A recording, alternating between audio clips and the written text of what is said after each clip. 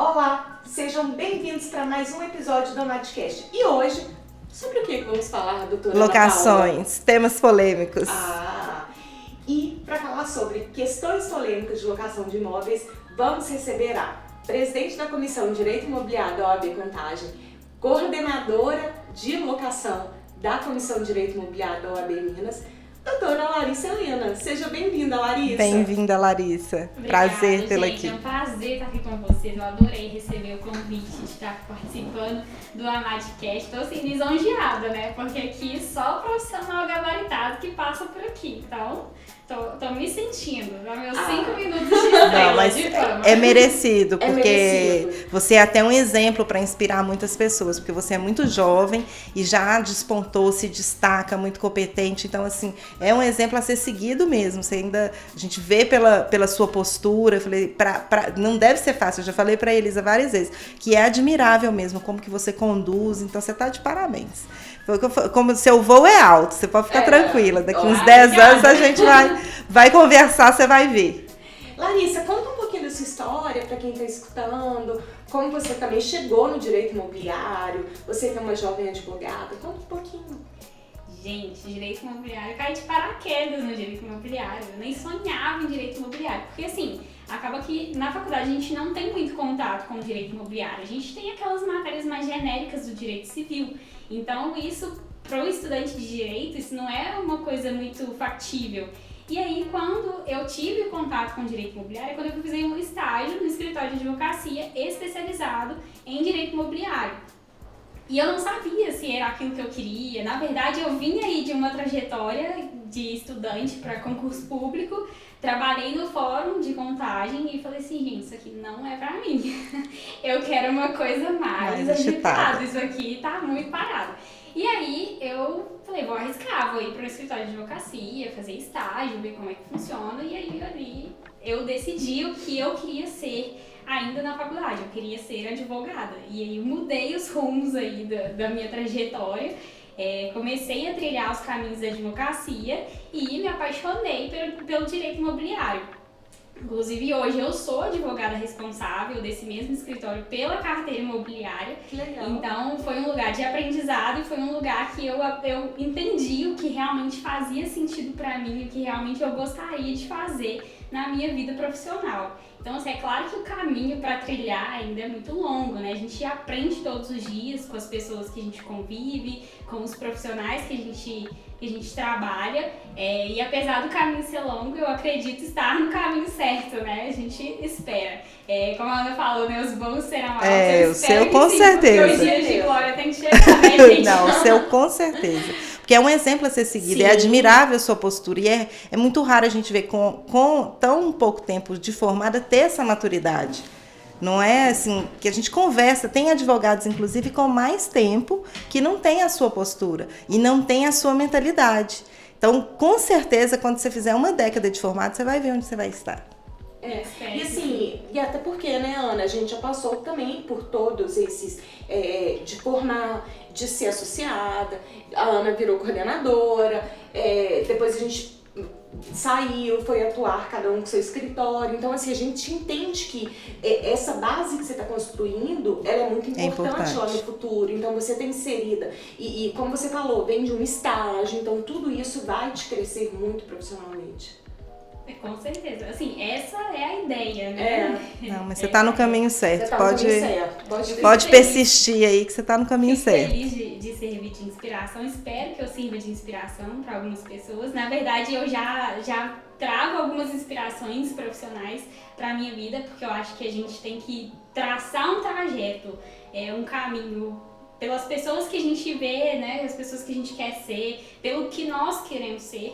E aí, utilizar do conhecimento dessas pessoas, utilizar do que essas pessoas têm a oferecer para nós, para que possam agregar na nossa vida pessoal, na nossa vida profissional também. Então eu tenho aproveitado esses meus caminhos, as minhas conquistas para aprender tudo isso e para caminhar, conhecer pessoas novas que possam agregar na minha vida, né? Assim como a Elisa vem agregando muito na minha vida, tenho só a agradecer de ter te conhecido, assim, esse ano foi a minha conquista de 2022. Olha o momento. Não, coloque isso de novo, tá? Você coloca uma destaque. Assim. Ela vai mandar você cortar a parte do vídeo, dá pra publicar no Instagram. Fazer esse... Fica já deixa aí. Larissa, que bom. E assim, eu entendo, né, Ana, porque a gente vem de um mercado muito...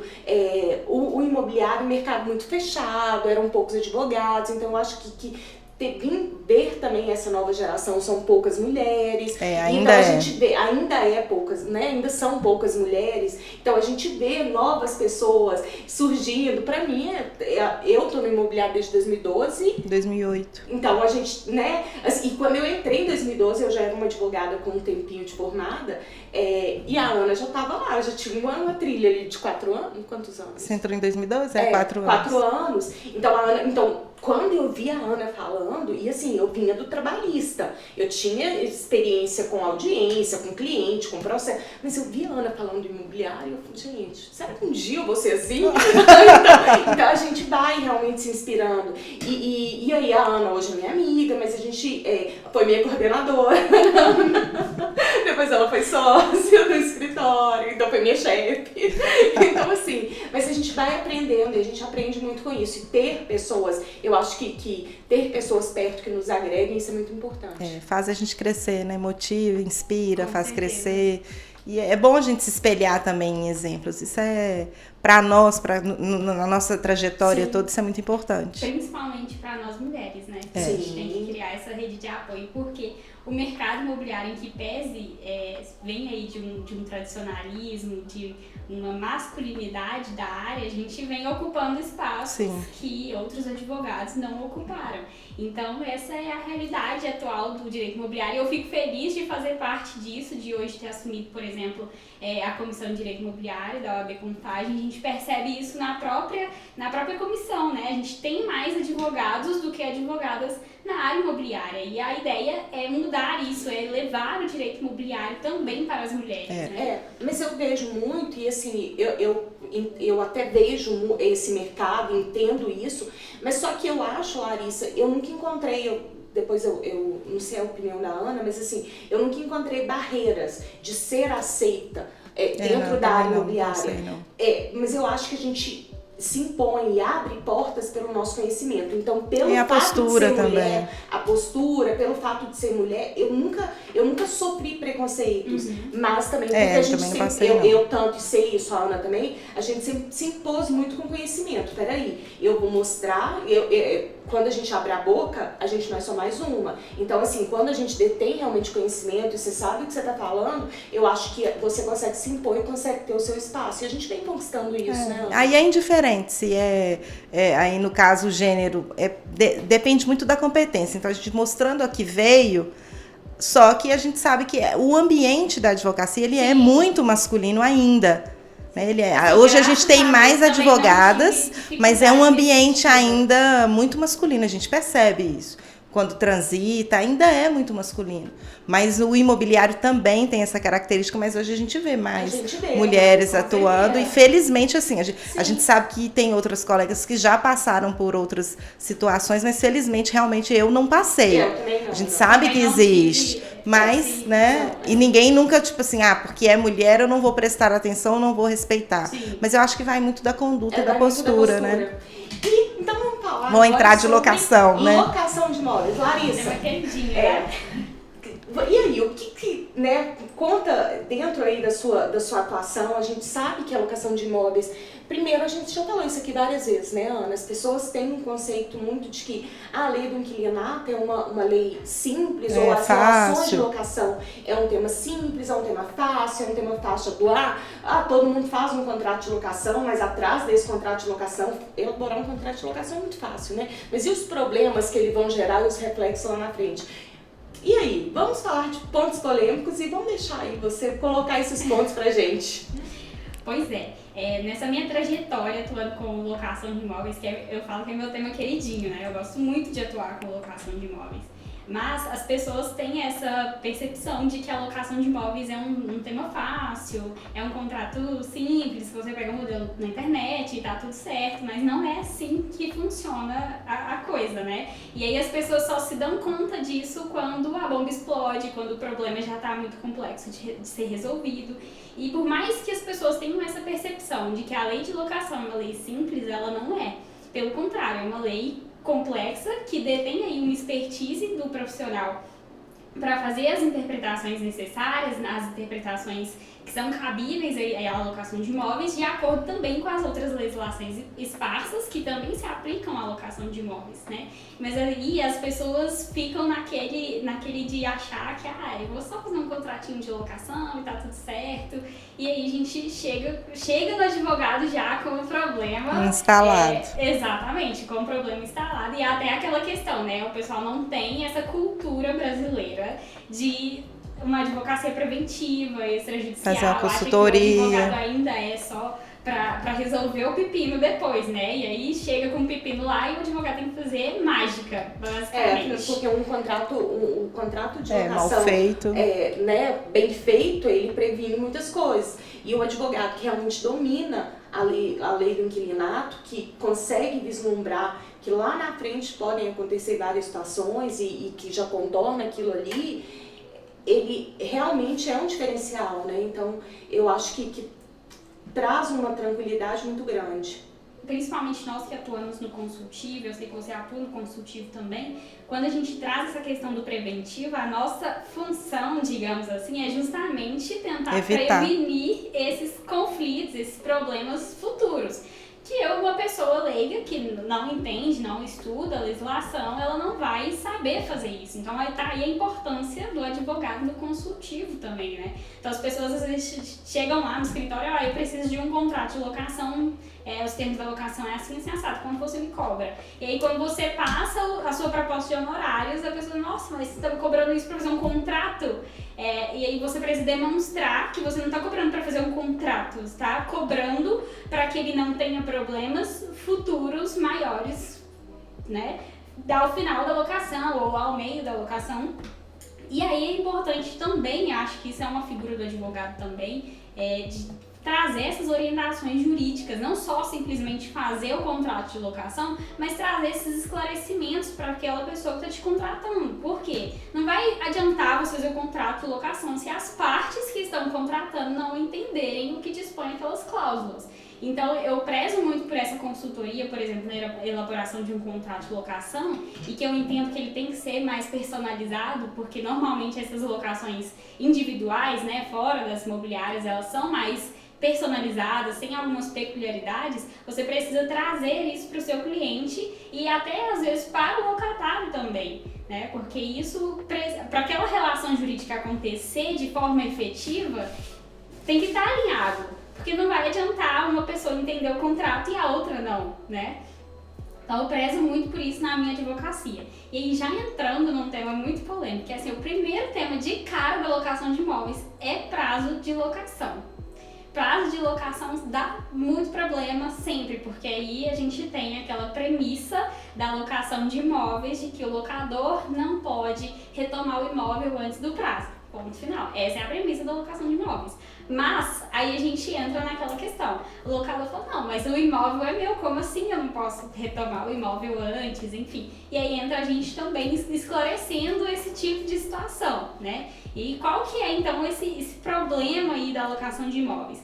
Eu falo que a lei de locação estabelece um marco temporal, que é o marco de 30 meses. A gente tem consequências jurídicas distintas para um contrato de locação com prazo inferior a 30 meses e consequências jurídicas distintas para o prazo de locação superior a 30 meses.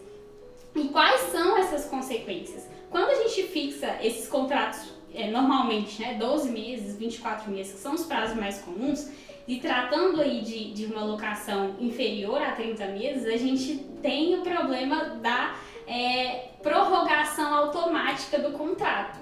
Porque aí a gente entra naquele detalhe de são palavrinhas diferentes, porque no contrato superior a 30 meses presume-se a prorrogação. E no inferior a 30 meses é automática. Isso quer dizer que não depende da vontade daquele locador de continuar com aquela locação quando finalizado o prazo de 12 meses, por exemplo. E aí a gente entra na questão da denúncia cheia. Por quê? Quando a locação é feita nesses termos, né, com prazo inferior, o locador só pode retomar o imóvel nas hipóteses que a legislação prevê, que são, assim, muito restritas. E as mais comuns é o prazo ininterrupto lá de 5 anos ou para uso próprio. Mas, assim, são hipóteses muito fechadinhas. Então, ele vai ficar sem o imóvel dele, né? E uma questão que eu atuo muito para administradores de locações, né, para corretores de imóveis. E aí eu sempre falo muito, olha, deixa claro pro locador que não vai adiantar eu chegar na imobiliária, bater o pé e falar, eu quero meu imóvel agora. Porque a lei de locação não permite que isso seja feito. Então é importante que esse locador tenha ciência disso e ciência de que isso foge da alçada da imobiliária, né? A imobiliária, nem se ela quiser, ela consegue obrigar a retomada do imóvel para o locador. Larissa, mas a questão do prazo de 30 meses, aí, só pra gente contextualizar, residencial, né, pro residencial, porque também a gente olha pro comercial e também tem o prazo ali definido, também é muito ter um prazo definido e principalmente de saber negociar esse prazo, o momento certo de negociar esse prazo é também muito importante. Não, é fundamental, até porque é o negócio que está envolvido. Né? Se você perde ali, muitas vezes por causa do ponto, enfim, a estratégia, você vai investir. É mais grave ainda, né? Não se atentar ao prazo e negociar isso bem. Na locação, há exemplo que a gente vê em locações comerciais, muitos locatários querem mais de 60 meses ou 60 meses para possibilitar a renovatória. E aí o locador não quer, justamente para não dar essa possibilidade, mas aí eu acho que tudo também é muito negociado ali naquele momento, porque tem que ver o que está sendo investido, qual é o tipo de negócio, porque às vezes o imóvel você tem para renda mesmo, então desde que se adequa ao preço de mercado, muitas vezes o próprio locador não se importa com essa questão da renovação. Isso. Essa questão do prazo de locação que a gente está falando aqui, desse lapso temporal, né, que é os 30 meses, a gente está trazendo para a locação residencial, né? Na locação comercial, a gente traz uma situação mais complexa, porque normalmente a gente está tratando de uma empresa, de uma pessoa jurídica que precisa daquele estabelecimento, daquele local, daquele imóvel para funcionar, para construir o seu ponto, sua clientela. Então a gente vai entrar um pouquinho sobre isso na renovação compulsória, mas voltando para essa questão aí do prazo de locação, das locações não residenciais, a gente tem essa problemática do prazo mesmo inferior ou superior a 30 meses. Nas residenciais. Isso, nas residenciais. E nas não residenciais a gente tem a questão da renovação compulsória. Mas, quando a gente traz aí a questão dos prazos de locação, a contrário senso, superiores a 30 meses, e aí justamente a intenção da lei de locação é trazer essas locações mais duradouras, justamente com o intuito de manter a moradia daquele locatário também e coibir alguns abusos do locador. Nesses contratos com prazo superior a 30 meses, a gente tem uma facilidade, digamos assim, maior de retomada do imóvel. Porque aí o locador ele não precisa atentar a algumas hipóteses de retomada do imóvel. Ele pode retomar o imóvel a qualquer momento, após finalizado o prazo, sem qualquer justificativa, né? Mas é importante, sempre depois de finalizado o prazo, né? Ou seja, o contrato depois de ter se tornado por prazo indeterminado. E aí, como que acontece a renovação nessas locações residenciais? Essa renovação, nesse caso, ela é presumida, porque depende da vontade do locador em querer continuar com aquela locação. Então, se o locatário fica, né, o que dispõe a lei, se o locatário fica lá 30 dias após finalizado o prazo de locação e o locador não fala nada, presume-se que a locação ela continua vigente. O que é diferente na locação inferior a 30 meses, porque nesse caso é automática e o locador não precisa sequer assentir e nem querer continuar, não vai depender da vontade dele, ela vai continuar. Mas é claro que a gente tem a hipótese de desfazimento do contrato por um mútuo acordo, né? Então nada impede que haja esse tipo de negociação entre as partes. E eu prezo muito por isso, essa negociação entre as partes, mas é claro que Isso vai decorrer de boas práticas durante a locação, porque se for aquele locador e locatário que vive em pé de guerra, basicamente um vai dificultar a vida do outro, né? Então fica mais complicado você lidar com locações nesse sentido. Normalmente quando chega a demanda pra gente já tá nesse pé de guerra. Então assim, o ideal mesmo, voltando, né, pra gente não esquecer, é sempre que quando vai firmar, porque tanto o locatário como o locador, eles têm interesse no consultivo, que contrate para a gente elaborar o contrato justamente nesse sentido, para a gente verificar ali o que é a necessidade de cada um. Óbvio que geralmente quem contrata mais é o locador, mas muitos locatários aí já são para as locações não residenciais que nos contratam justamente para proteger o negócio. Então, isso é importante. E o momento de acertar é justamente na hora que está firmando o contrato. Porque na hora que tá firmando tá tudo lindo, a gente é super amigos, dá tudo certo, mas aí os problemas surgem durante a locação. E aí fazem com que outros problemas decorram disso, né? E é importante, nesses casos, sempre ter essa assessoria do advogado para verificar a situação, qual que é o prazo ideal. Porque, assim, as pessoas me perguntam muito, Larissa, qual que é o prazo ideal da locação? A gente não tem o prazo ideal da locação. Eu preciso sentar com você e entender qual que é a sua necessidade de locação para eu identificar qual o prazo que eu te indicaria, né? De acordo com as consequências jurídicas que a gente verifica na lei de locação. E aí, normalmente, a gente gosta muito de fazer aquela locação com prazo de 30 meses e concede aí ao locatário o direito de sair do imóvel depois de cumprir determinado prazo, né, sem o pagamento da multa rescisória. Então, por exemplo, eu vou fazer um contrato de locação de 30 meses e após 12 meses de cumprimento do contrato, eu concedo ao locatário o direito de sair sem o pagamento da multa rescisória. Isso tem funcionado bem, né? Mas aí a gente entra em outras questões também, porque já aconteceu comigo em trazendo essa prática, né, para o pessoal que está nos ouvindo.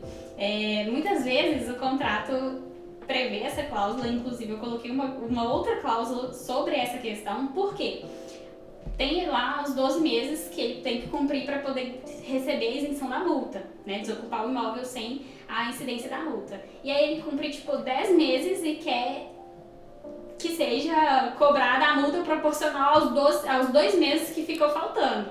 Então, assim, poxa, não é assim que não funciona. foi isso que foi combinado. combinado. O contrato de locação, ele foi firmado com prazo de 30 meses. Então, se tá saindo no 10º, você vai pagar a multa proporcional aos restantes do mês. Isso tem do muito contrato advogado que todo. não sabe, né? Isso é... Quem não atua assim Quem na não atua, área... exatamente. essa multa é de 3 absurda, que meses, isso? 3 meses, acha que tá ali escrito 3 meses, mas a lei fala da multa proporcional. Inclusive, para evitar esse tipo de situação, eu incluí em alguns contratos que eu atuo lá no escritório, essa cláusula nesse sentido. Se o locatário não atinge a condição, que é o cumprimento de 12 meses de contrato, para que ele receba a isenção da multa, ele vai pagar o contrato sobre a proporcionalidade do prazo inteiro da locação, ou seja, 30 meses. Né? E aí outra situação também que já aconteceu é a pessoa, a gente faz um aditivo contratual, né? Por exemplo, você fixa um contrato ali.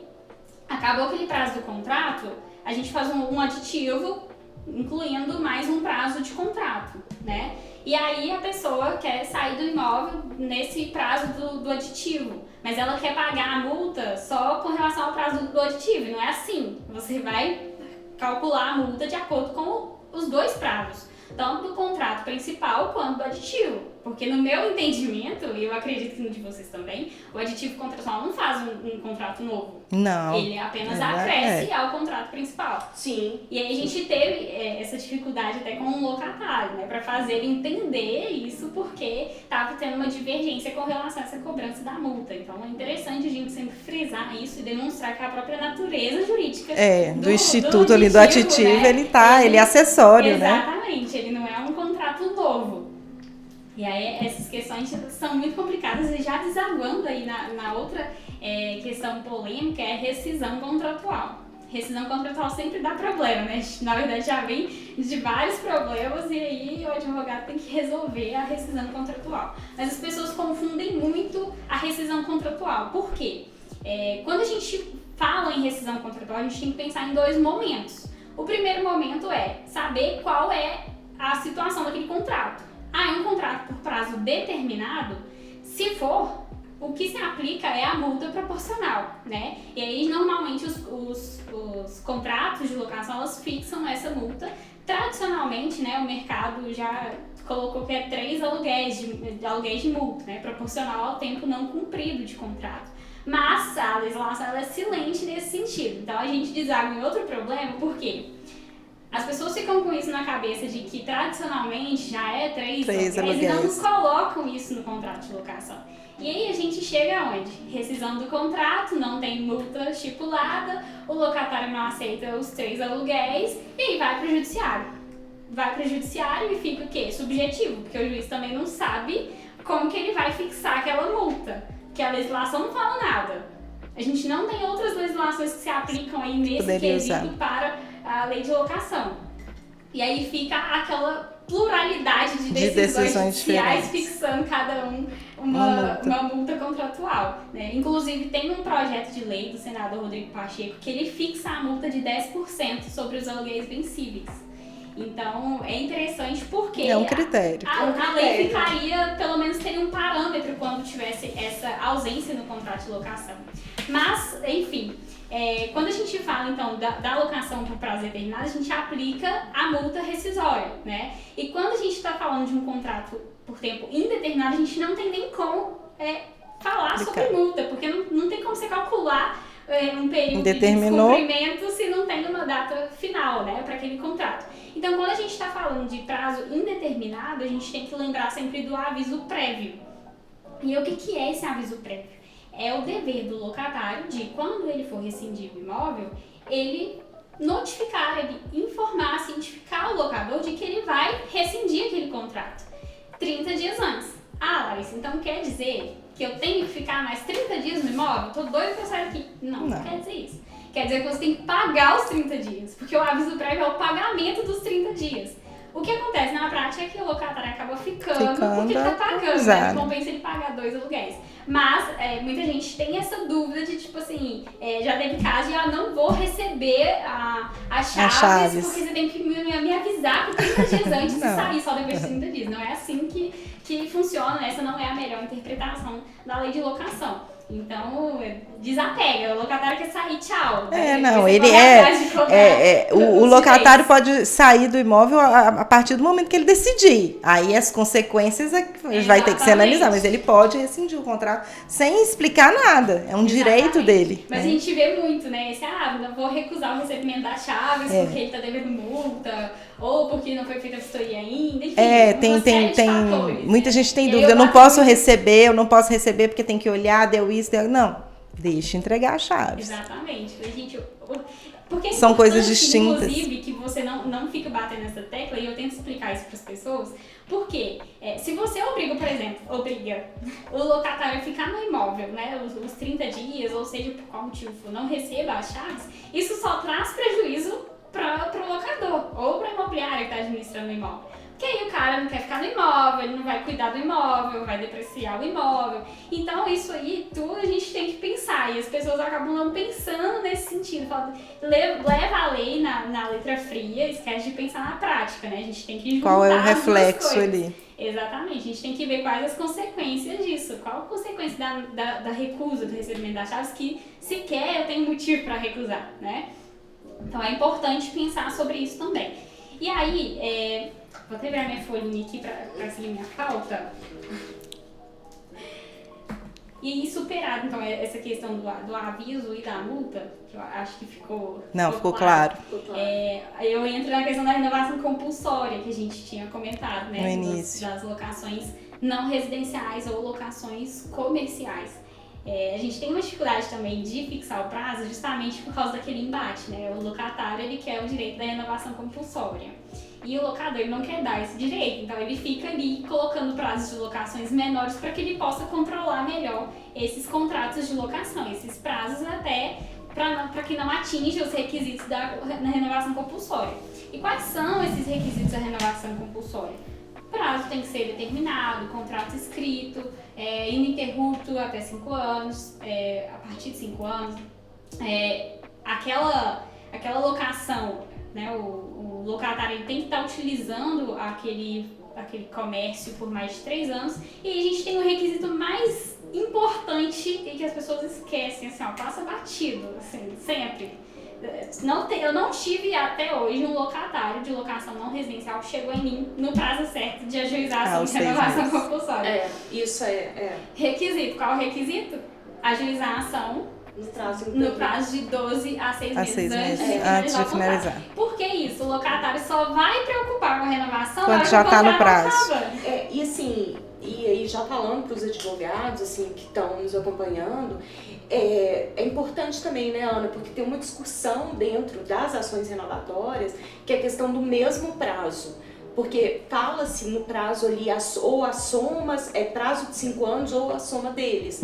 Mas isso acontece muito e tem uma questão, por exemplo, um contrato de 2 anos, depois eu obtenho um contrato de 3 e a soma das 5, existem juízes que entendem que o mesmo prazo seria os últimos 3 anos. Renovar só por 3. Renovação por 3, mas existe ali que é a linha que eu sigo, do que o mesmo prazo seria a soma, então seriam 5. Sim, eu também tenho essa corrente.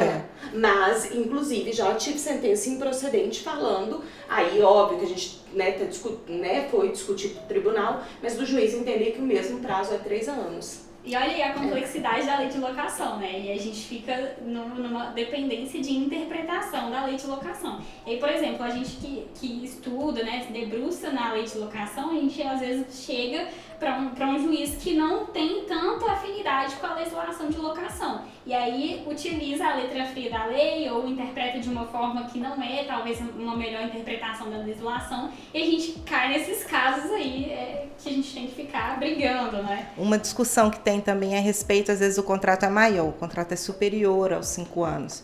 E aí ele seria renovado por 5 anos ou pelo prazo que está no contrato? Isso direto dá muita discussão. E aí eu entendo que é o limite da lei, que é sempre por 5. É um entendimento, mas assim, o mesmo prazo sempre seria aquele soma ali, aquele limite dos 5. Porque pela essência da lei são 5 anos, mas muitos... a gente vê muito inicial de renovatória, se é um prazo de 10 anos de locação. Ele pleita, ele quer mais 10, ele não pede 5, ele pede a renovação do contrato. E se for um juiz como esse, que aplicou o mesmo raciocínio, para renovar por 3, ele renova por 10. Entendi. Assim, eu acho a ação renovatória uma das ações, e a revisional uma das ações mais difíceis. A renovatória é mais. Não, até porque a renovatória... A revisional está lá dentro também, é dúplice. Então, assim, é uma ação dúplice. Né? De qualquer forma, vai revisar o valor, porque vai Mas ter ela tem muito requisito, muito detalhe. Mas eu acho a ação renovatória das ações locatícias, né? Das ações locatícias mais difíceis. Por quê? Não é a mais difícil das ações locatícias. Imobiliária de uma forma também geral, né, Ana? Olhando a área imobiliária.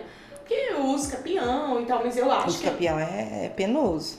Não, o uso capião não é a mais difícil, mas é a mais penosa. Porque é muita gente pra intimar, pra se até se achar todo mundo, às vezes o processo trava por causa de todo mundo, aí você, muitas vezes, herdeiro, você não acha, enfim. Mas não é uma alta complexidade. Não, ela não é complexa, ela não é complexa, ela é burocrática. Mas aí a renovatória eu já acho complexa. Ela é mais complexa. Ela é uma ação complexa, das imobiliárias, assim. Eu tô tentando procurar alguma outra aqui. Mas eu acho que é uma ação complexa, pelos requisitos, por ter esses macetes de requisitos. Por exemplo, agora já está superado aquela questão, porque numa última renovatória que eu fui fazer, eu fiz uma pesquisa, eu estava pela contestação, com relação, eu estava pelo locador, estou pelo locador, na verdade, sobre a questão do seguro, aquela taxa de incêndio. Então, mas é porque isso não é em todo o país, né? Não, aqui em Minas. Aqui é em Minas. Então, isso aí, mas teve...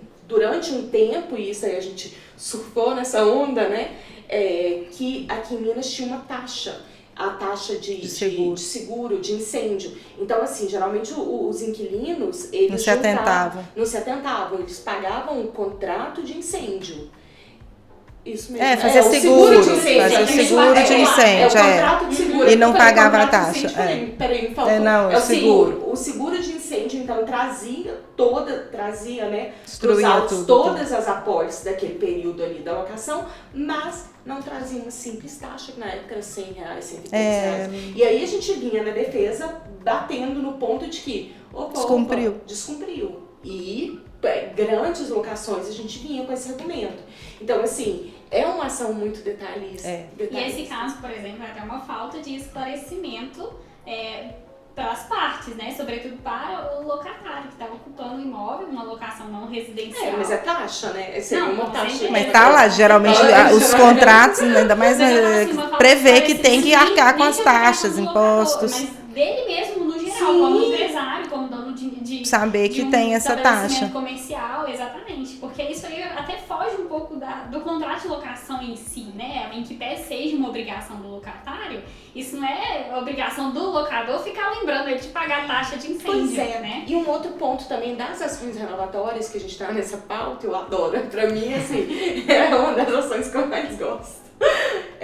Primeiro, porque ela gosta do BO, né? Não, Elisa gosta do conflito. Assim, na verdade, gosto. Eu não vou na... né? Gosto. Até gaguejou. Eu gosto no contencioso.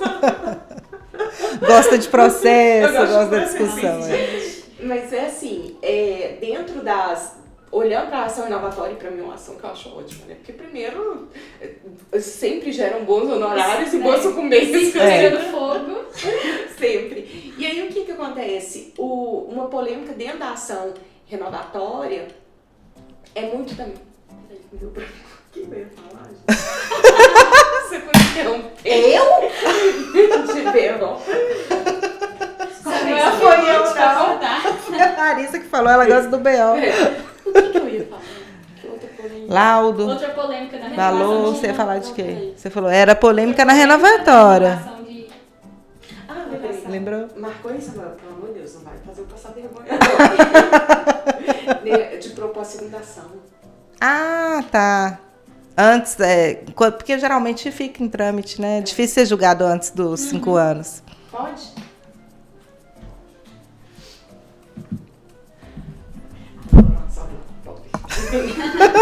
O que você deu pra ela beber? Porque o dia inteiro calada ela. E meu telefone. Tá explicado, tá entupida. Eu vou ligar pra ela, aqui, dá pra você conversar mais comigo durante o dia, assim? Meu telefone não parou, Fernando. Não sei o que eu o dia inteiro. Tô aqui. Ai, vamos lá. Outra polêmica. Samuel corta de novo. Voltando, tá? A partir de agora. Ai, Deus. E um outro ponto polêmico dentro das ações renovatórias, que, a propósito, eu adoro, né? Então, assim, acho que, além de ser uma ação complexa, mas com a complexidade vem sempre bons honorários e ações, né, que tiram valores altos, porque sempre tem valor expressivo ali na locação comercial, mas um ponto que eu acho importante, e aí é um ponto polêmico, porque assim, no curso da ação renovatória, a gente propõe a renovação pedindo, a gente propõe a ação pedindo a renovação por mais 5 anos, pode ser que no decorrer daqueles 4 anos ali, não tenha sentença ainda. Por quê? Não é uma simples ação, cumpriu, não. Dentro da ação renovatória, como a Ana acabou de falar, que tem essa natureza dúplice, tem uma revisional. E a revisional vai apurar o valor locatício, então tem uma perícia, tem a questão da instrução. Então, assim, são ações que elas não podem não se encerrar dentro dos 4 anos. E aí inicia-se o prazo para uma outra renovatória. Então, assim, é um ponto polêmico que tem que ser proposto, um ponto, na verdade, que eu queria atentar, porque tem que ser proposto uma segunda ação, e eu já atuei em casos da terceira ação renovatória, antes de ser que a gente for discutindo a perícia.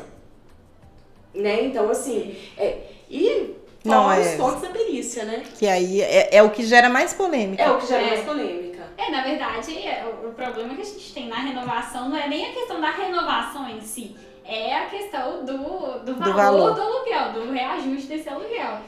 Porque tem, né, da perícia, as partes precisam manifestar sobre essa perícia. Até que seja designada a perícia, isso demora muito, é uma morosidade aí do judiciário. Então, a gente tem que ficar atento a essas questões. E se não é um advogado que já atua com locação de imóveis, ele não vai se atentar que esse prazo vai começar de novo. Que vai começar de novo. Outra questão também que às vezes muitos advogados não se atentam, às vezes distribui, né, a ação e o valor da locação que oferece, que é ofertado ali.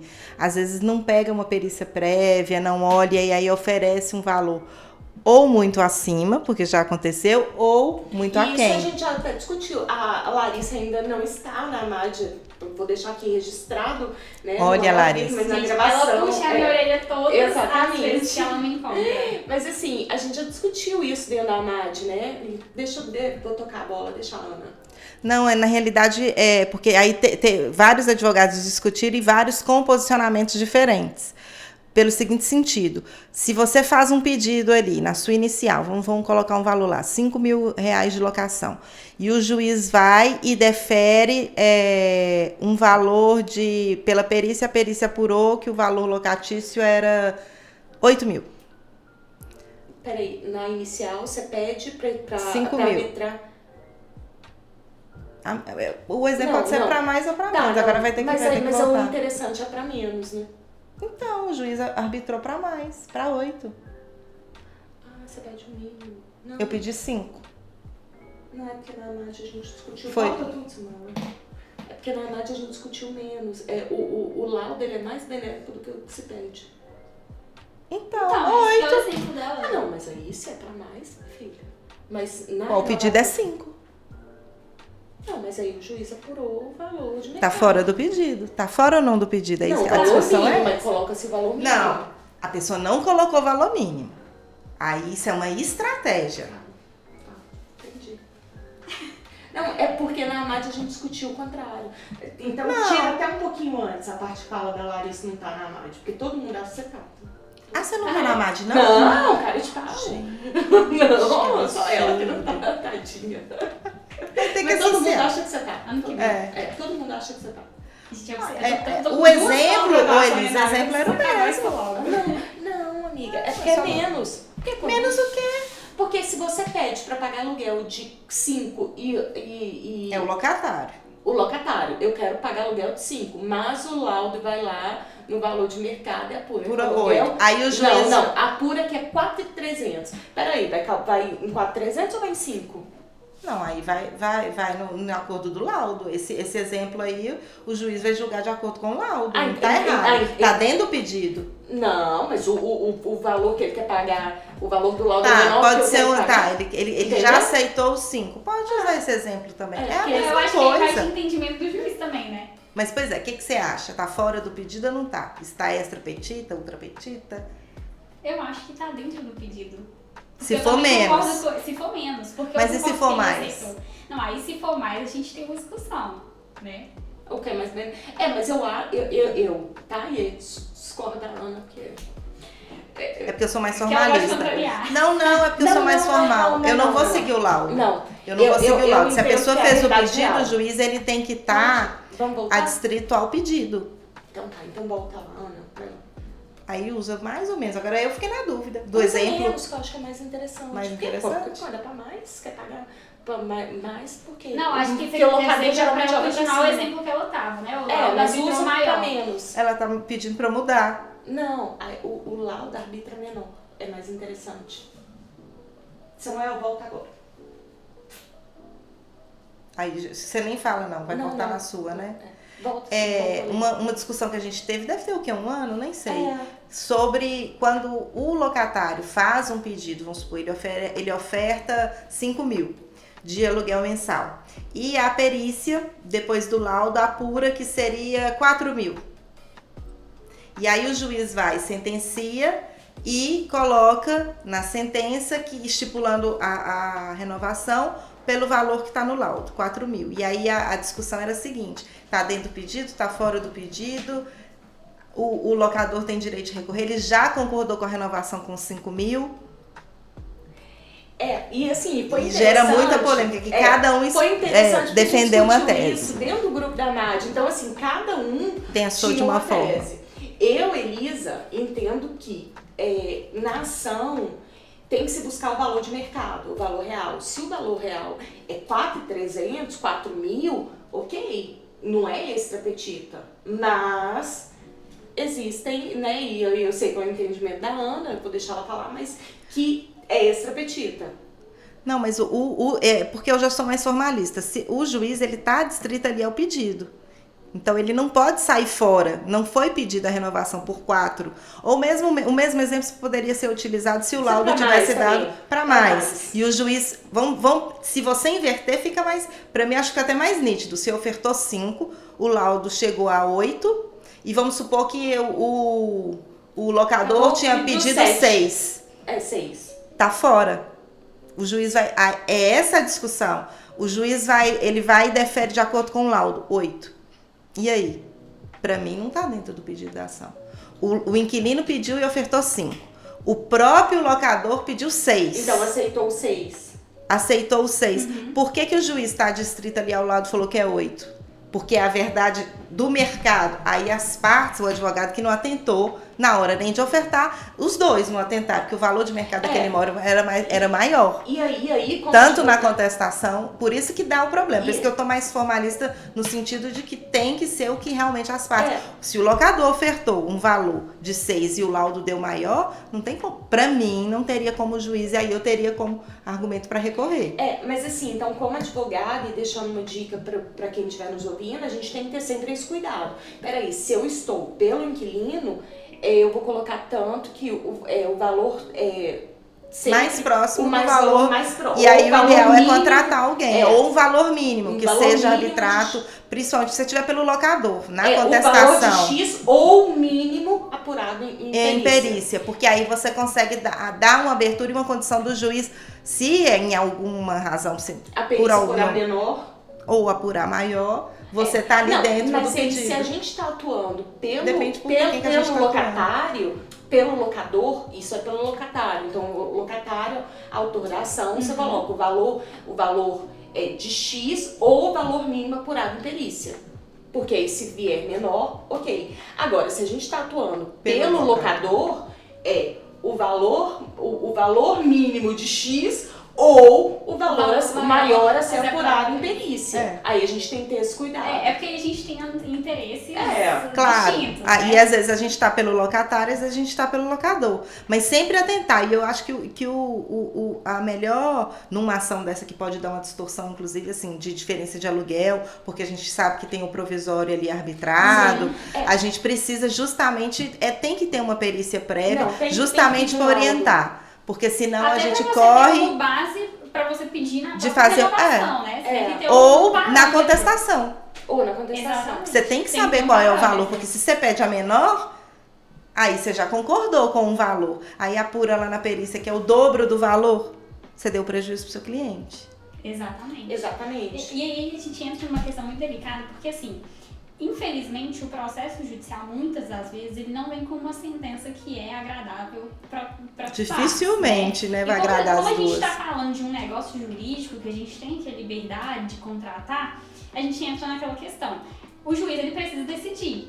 Ou ele vai decidir ali, normalmente eles seguem o que o laudo pericial fala. Normalmente, o que eu vejo, né? Eles seguem o que o laudo pericial fala. Porque realmente ele não tem como, né? Não tem como fugir daquilo ali, não tem outro parâmetro para poder decidir. E aí a gente entra naquela questão. Eu julgo pelo valor que o perito me informou que vale aquele imóvel, né, o valor de mercado, ou eu vou pelo que as partes já concordaram porque se trata de um negócio jurídico e elas têm essa liberdade de contratar. A gente tem esses dois pontos que precisam ser refletidos.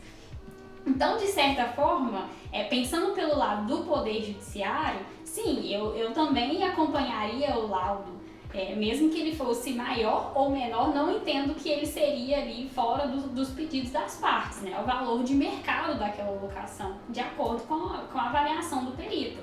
Mas é claro que as partes, elas precisam também pensar nessa questão da liberdade de contratação. Então, às vezes, a Elisa, né, eu sou o contrário da Elisa. A Elisa gosta do conflito. Eu brinco muito que eu sou de Libra, eu gosto da paz, eu gosto do extrajudicial, do consensual. Então, tudo que eu consigo resolver no consensual, eu resolvo. Mas assim, a Elisa advogada adora um contencioso, mas a Elisa empreendedora adora resolver no extrajudicial, porque pra gente, pro escritório é melhor. Gente, tudo no mas assim, eu gosto muito de ter uma ação, aquela ação que a gente pensa, que separa, que elabora, que você acompanha, eu gosto. Mas hoje em dia eu tenho foco muito ali em resolver aquilo extrajudicial. Eu acho que pro escritório as coisas giram melhor, mas um processo assim, bate meu coração. Eu também gosto de um processo, então não posso nem... Não que eu não goste do processo, mas assim, quando eu consigo resolver no processo... É bem melhor, assim, é bem melhor. É bem melhor, assim, porque o processo desgasta e cria uma expectativa nas partes, né? Não, eu tenho um problema, eu acho isso um problema muito grave que eu preciso tratar. Eu absorvo o problema do cliente pra mim. Tá. Então eu sofro junto com o cliente, né? Eu fico ali, acho que eu fico mais ansiosa que o cliente, né? Quando eu vejo lá a publicação sentença, não é tão bom quando você ou de decisão, ou de sentença que você... E quando é favorável, é aí que a gente fica feliz. Você fala assim, não, foi tanto, aí você lembra a trajetória inteirinha. Você tá tirando, assim, um elefante. E aí você vê o resultado ali feliz daquela sentença procedente. Não, resolvi o problema do cliente, por mais que tenha demorado, tá resolvido. Mas o contrato também, né? Uma lástima. E assim, e também olhando, só pra gente fechar o ponto de ações renovatórias, e aí que eu acho que é bem interessante, é o advogado que atua com locação, ou que pretende atuar, ou que entender que a gente tem que saber ler perícia, interpretar perícia, porque a perícia dentro das ações locatícias, ela é fundamental. E assim, tem muito perito judicial que o juiz nomeia e que não tem noção do que está fazendo. E aí, na hora de apurar o valor locativo, o valor ali da locação, às vezes não faz a deflação, ou então usa como amostra, né? E a amostra, para quem não tem muito familiaridade com a área, são imóveis parecidos, né? Então a gente tem que olhar, peraí, esse imóvel tem a mesma finalidade, assim, tá na mesma área, tá a metragem, entender o metro quadrado, ver ali, porque tem perito muito bom, né? E aquele perito que entende e que tem o programa e que coloca certo, né? As amostras. Mas assim, tem outros que não, então a gente tem que entender isso. Porque tem que observar, porque isso vai distorcer o valor. E a importância também do assistente técnico, né? Porque às vezes... Às vezes as partes ficam naquela, não vou contratar assistente técnico, o advogado faz isso. Mas a figura do assistente técnico, e aí a gente traz, porque o assistente técnico é possível a gente escolher. Então a gente vai ser um profissional qualificado. Que a gente confia. Né? Não é a mesma coisa do perito que vai ser nomeado aleatoriamente pelo juiz. Então a importância da escolha do assistente técnico, de ter o assistente técnico para fazer essa análise do trabalho do perito, ela é importante, porque é uma análise minuciosa. E aí você tem que demonstrar para a parte o seguinte, olha, isso aqui é basicamente um investimento, porque pode ser que você prefira economizar no assistente técnico e a gente acabe sendo prejudicado no final da ação. Eu acho que eu nunca fiz uma ação sem assistente. Não, é importante. Assim, não, óbvio, tem que ter. Com o tempo a gente também vai... a gente acaba... É óbvio que a gente domina, mas é muito melhor a gente ter o assistente ali, porque ele acompanha, ele vai ali interagir com o perito nomeado, então ele vai contra-argumentar, às vezes durante até a perícia, mas então isso acaba proporcionando um direcionamento nessa assim, perícia. Às vezes até os próprios assistentes, eles encaminham algumas amostras, né? Peraí, tem esse imóvel aqui, esse determinado terreno nessa região, mas tem um parecido. Eu encontrei um outro. Ou fiz uma busca tal, e até mesmo para nortear aquela perícia. Então é importante, mas de qualquer forma a gente precisa dominar, porque assim, até para poder observar se tem alguma coisa que está muito distorcida. Eu gosto de olhar também. No final das contas, é a gente que vai fazer ali a impugnação, que vai contestar. Exatamente, mas assim, e tem muito advogado que eu vejo que faz uma impugnação genérica e só junta o laudo o parecer técnico do assistente. Mas e não rebate. Porque como eu e a Ana, a gente já trabalhou juntas muito tempo, assim, a gente vai ali, vai rebatendo, ponto por ponto, e às vezes a gente traduz pro juiz até o que o assistente está falando. Peraí. Porque a linguagem é diferente, do que a jurídica. Como advogados, a gente tem cuidado de interpretar, de pegar ali no minucioso minucioso, mas o juiz, na hora que chega para ele, ele não vai pegar a impugnação genérica do advogado, vai sentar lá para ler o laudo e vai ficar lá tentando interpretar, não. Ele vai olhar o valor. Ele quer a coisa mastigada, então, querendo ou não, isso exige um pouco mais do advogado, né? A gente tem que ter essa cabeça, essa maldade. Ter essa cautela, esse cuidado Exatamente, mesmo na hora de fazer essa manifestação. A gente não pode ficar contando ali que o juiz que tem 30 mil processos vai olhar esse laudo. Vai parar para olhar o laudo pericial de mercado, né? Então é importante que a gente tenha esses insights, assim, porque isso é até para a nossa advocacia mesmo. E na figura e na cabeça do juiz, o perito tá sempre certo, né? Sim.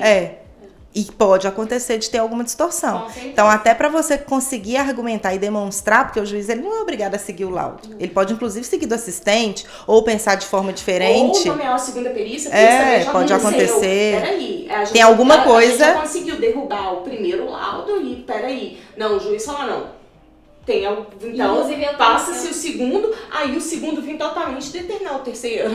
Eu tenho um processo, inclusive, que a gente tá no embate para conseguir essa terceira perícia. Porque, assim, entre a primeira perícia e a segunda, assim, ficou muito discrepante. Então, a gente, inclusive, contratamos o assistente técnico para que ele fizesse, né, essa análise das duas perícias, ver o que realmente está certo, o que está errado, e para tentar convencer o juiz que tem uma discrepância muito grande que a gente precisa resolver. Então, como que se resolve? Marque uma terceira perícia. E aí até tem aquela disposição do CPC, não me recordo qual artigo, que fala que o juiz ele vai julgar o que ele entender que é mais adequado. Ele não está distrito, acho que ele não está distrito ao termo, é 400 e pouco.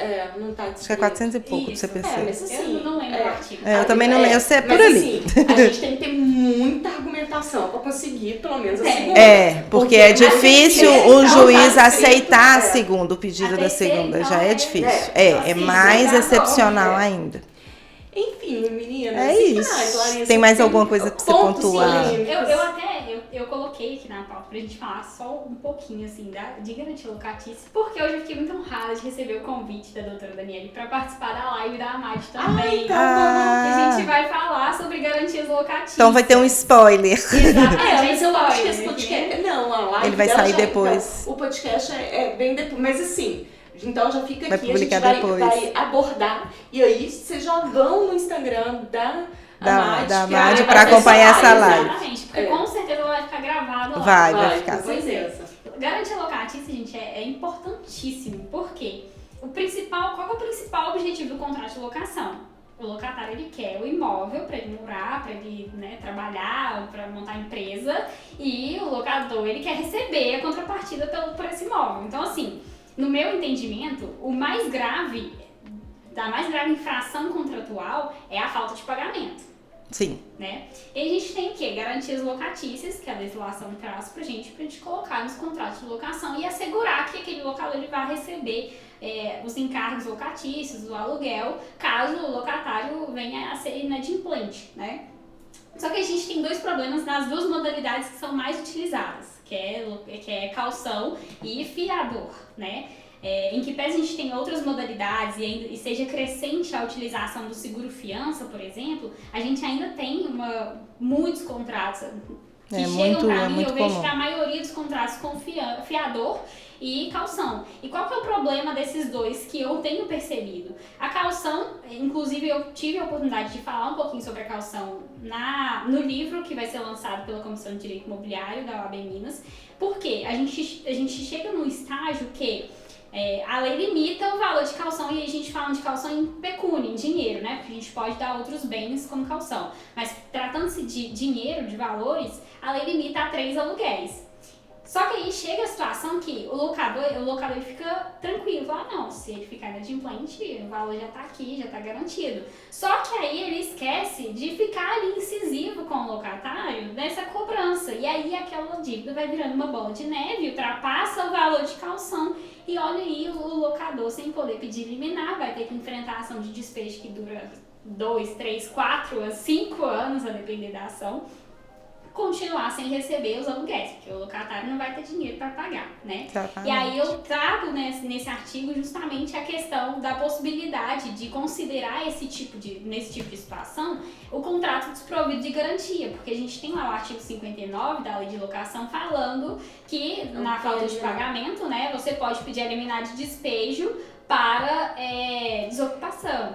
Eu tenho muito medo disso, de deixar sem a garantia, porque muitas vezes a gente não consegue esse despejo tão rápido. Não, e raríssimo. Uma dívida. E aí Raríssimo. você acaba deixando ali a dívida e não tem nada para receber. Exatamente. Entende? Exatamente. E Eu aí tenho um pouco de receio essa minha defesa no sentido de que eu entendo que nesses casos precisa desconsiderar a garantia de caução porque ela não mais garante o contrato. Entendi. Então, na minha visão, o contrato não está garantido. De garantia. Só que, e eu trouxe inclusive algumas decisões de outros estados com esse posicionamento, não são muitas, mas especificamente o Tribunal de Minas Gerais, que é um tribunal extremamente tradicionalista, não tem esse entendimento. O entendimento ele vai que se entender tem a que garantia de caução, não é o contrato tem garantia. a concessão da liminar, né? E aí a gente cai nesse problema aí do locador de ficar sem recebimento dos valores com o locatário lá no imóvel dele.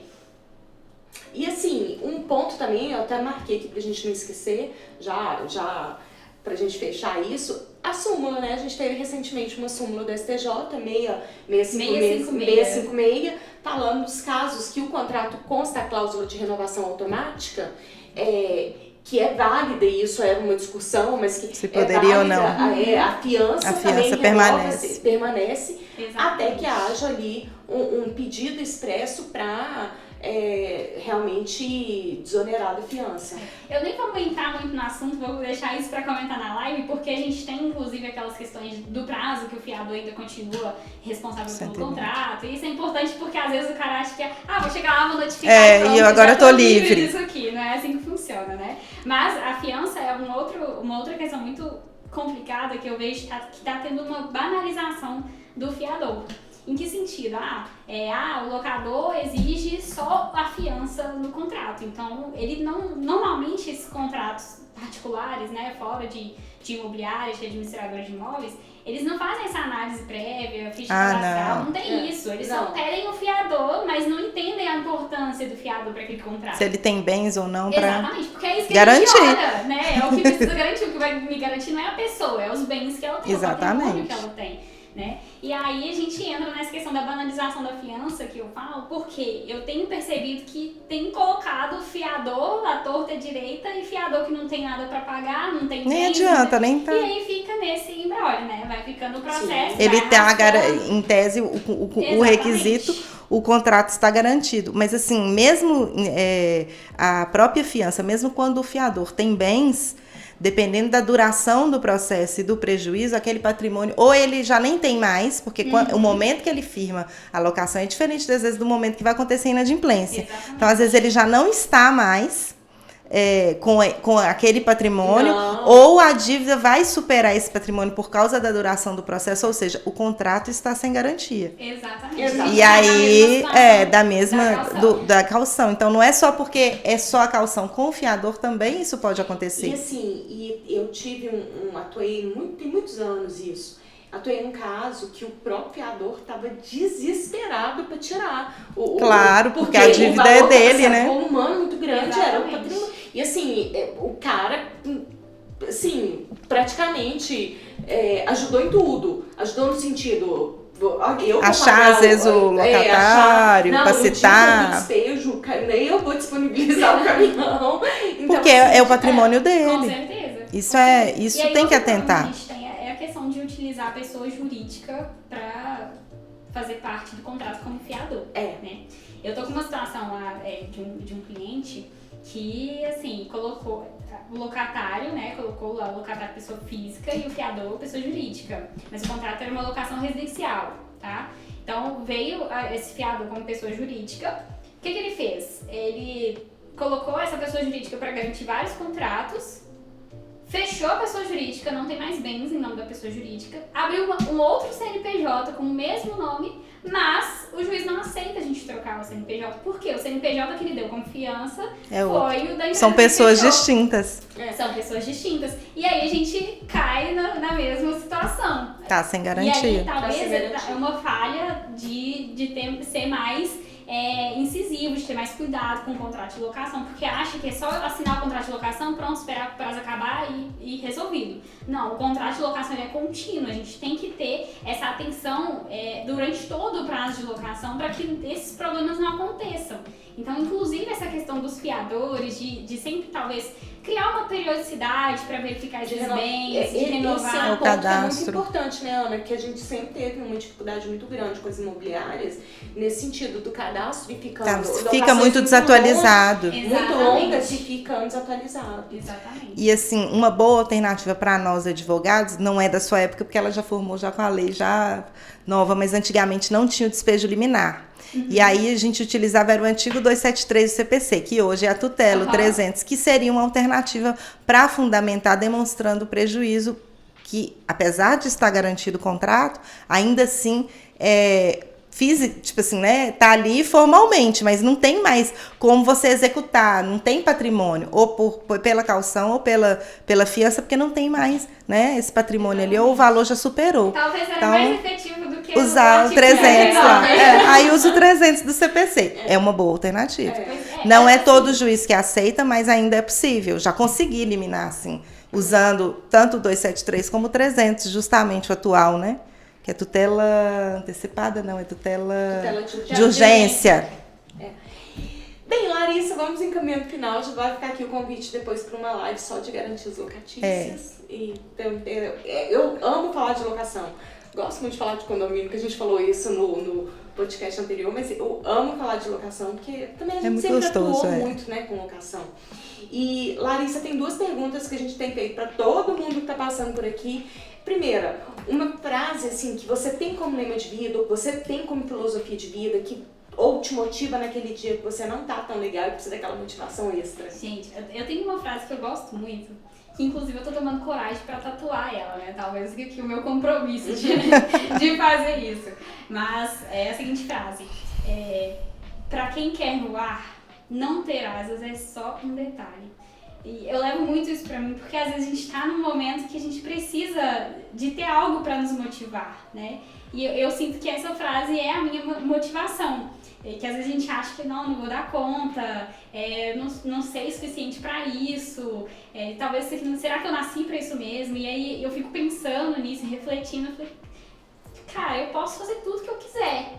Não é o fato de não ter asas que vai me impedir de fazer alguma coisa. Então eu gosto muito dessa frase e se vocês quiserem se apoderar dela, tá que na verdade eu me apoderei de quem escreveu, mas fiquem à vontade, eu gosto muito porque eu acho que ela é minha motivação, assim. Não, com certeza. E um livro, assim, que seja um livro que ou virou uma chave, você leu e mudou completamente, tem uma expansão, assim, né? Que fez a diferença. Uma opção aqui. Eu tenho muita dificuldade de ler livros assim, de autoajuda. Sem ser jurídico. Nem a questão de... Eu gosto de livro de história. Eu gosto de história. Eu gosto também muito de livro de biografia. Muito. São os que eu mais gosto. Pois é. Esses livros eu também gosto, mas esses livros normalmente que trazem... Tem muitos livros... Eu comprei, tipo aquele... O Milagre do Amanhã, Mente Extraordinária, esses livros assim, sabe? Mas eu não consigo, eu paro na metade. Então é algo que eu preciso melhorar. Mas eu gosto mais de escutar podcast, que eu venho no carro escutando, então pra mim faz muito mais sentido. Isso me dá um gasto pra trabalhar. Então o que você tem escutado? Eu gosto muito de escutar os Sócios da Malu Perini, adoro escutar. E gosto do Joel J também. Eu maratonei o Joel, assim. Eu assisti os últimos você falou uma vez, e foi em tudo. Assim, eu sigo ele no Instagram, cada dia que tipo, ele posta ele é alguma muito coisa, bom. É uma injeção, assim, dá um gás pra... É engraçado. Uma boa dica, ela pode, já que ela gosta de escutar, é usar o seu aplicativo. A Elisa que ela tem. É um aplicativo de livro. Scribd, depois eu te mando, Scribd, eu assinei, eu tava E ela escuta assistindo uma... audiolivro. Eu participei de uma, tipo um grupo de mentoria no final do ano passado, de planejamento estratégico. E aí, nós, advogados de todo o país, estão lá conversando, e o cara vira e fala assim, olha, esse ano eu ouvi 50 e tantos livros, acho que foi isso mesmo o número lá.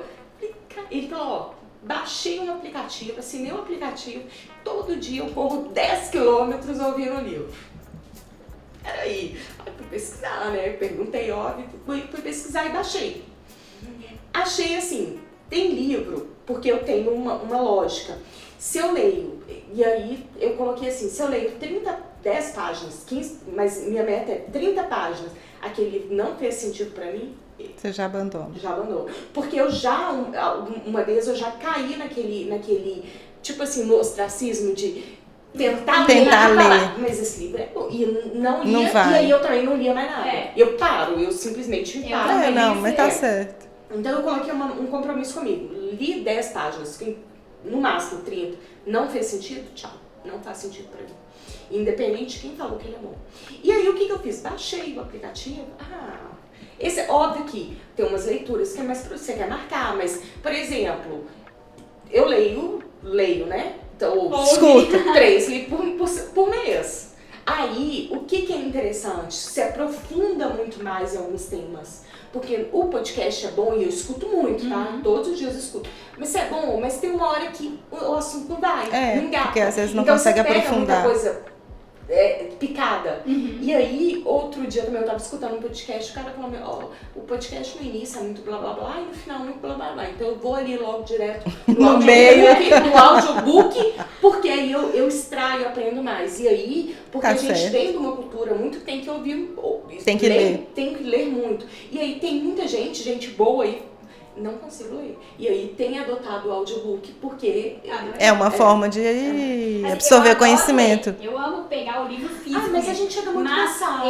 Esses livros assim, eu não consigo, não é uma leitura que me prende, sabe? Mas assim, eu tenho visto, porque eu gosto muito de ler, tenho o hábito de leitura todos os dias, mas você chega em casa, a gente já fica muito tempo a vista já tá muito cansada. Aí você já tá, e assim, às vezes eu tô... Tipo, a gente acaba adormecendo, na realidade. O que acontece isso, a gente adormece. Aí vira, é um momento pra você relaxar e aí adormece, você não absorve tanto. E aí, assim, aí tem feito sentido pra mim, tem funcionado. E eu gosto. Essa dica. Essa dica é boa. Acho que a Ana até me perguntou esse eu perguntei pro Eric.